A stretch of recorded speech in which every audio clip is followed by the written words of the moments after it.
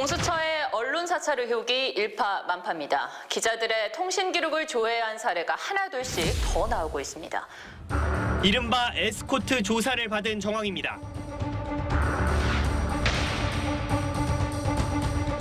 이런 공수처 행위는 언론 사찰의 성격이 있다고 보고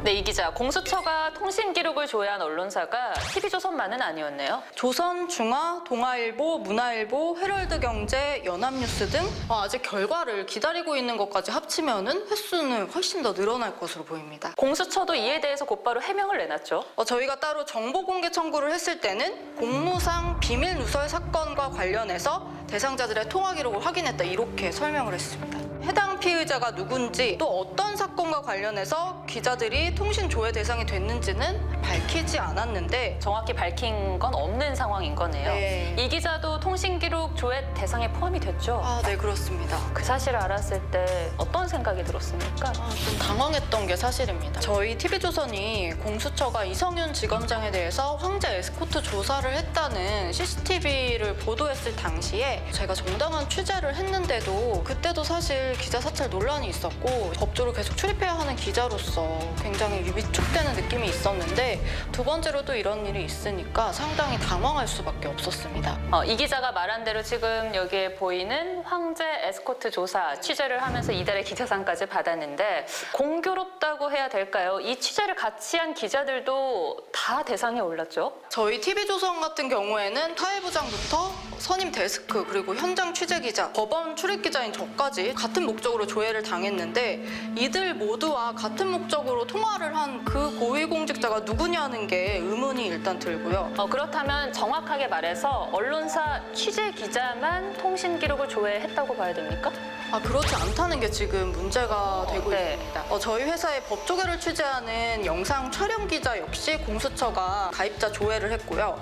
또 제 지인인 한 외교가 인사도 통신 조회를 당했습니다. 그분들한테 물어봤을 때는 자신들은 그런 사람들과 통화한 적이 없다라고 이야기를 했습니다. 이채연 기자 통화한 제3자도 조회를 당했다라는 이야기잖아요.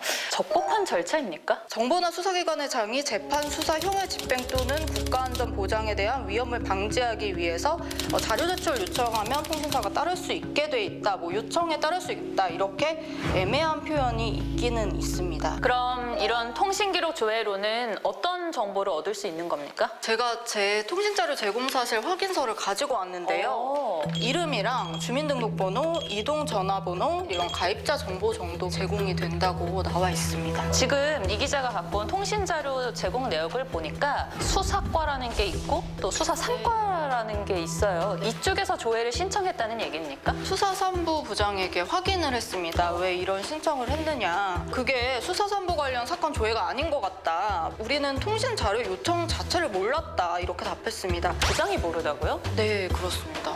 기자들이 이렇게 수십 명이 조회를 당했는데 해당 부장이 몰랐다는 게 조금 의문이 들기는 합니다. 공수처는 계속해서 수사가 진행되고 있는 사안이기 때문에 정확하게 다 이야기를 할 수 없다라고 해명을 자꾸 하고 있어요. 그래서 논란이 더 커지는 게 아닌가 싶습니다. 공수처의 언론 사찰 의혹 한 줄 톡으로 정리해보겠습니다.